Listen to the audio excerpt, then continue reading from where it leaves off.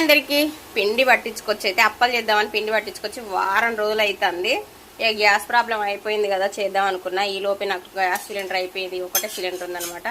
మళ్ళీ బుక్ అయ్యి మళ్ళీ వేసేసరికి ఒక సిలిండర్ ఎక్స్ట్రా ఉంటే చేద్దాము అనుకున్నా. ఇంకా ఇప్పుడే తగిలిచ్చా, మళ్ళీ బుక్ చేస్తే ఏదో ప్రాబ్లం చూపిస్తుంది. అందుకని అయితే ఇక దీని మీద చేస్తున్నా, ఇండక్షన్ స్టవ్ మీద. పిండి అయితే 4 కేజీలు పట్టించుకొచ్చినా కానీ పెద్దపై బట్టి 4 కేజీలు చేద్దాం అనుకున్నా. కాకపోతే ఇంకా అది అయ్యే పని లాగలేదు. ఇప్పటికే వారం అయిపోయింది, అందుకే కొంచెం పిండి విసికా. ఒక 2-3 గిద్దలు వేద్దామని. అస్సలు అంటే అసలు ఓపిక లేదు. కాకపోతే 1 వీక్ అవుతుంది ఇది పట్టించుకొచ్చి.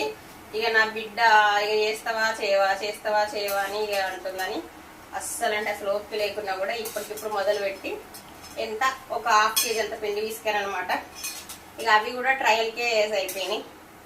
ట్రయల్ అంటే గిద్దెలలో 3 ఉంటాయి కదా, ఇవి ఇట్లా ఒకటి పెద్ద చేసిన, 2 గిద్దలు పెద్ద చేసిన, 2 గిద్దలు చిన్న చేసిన.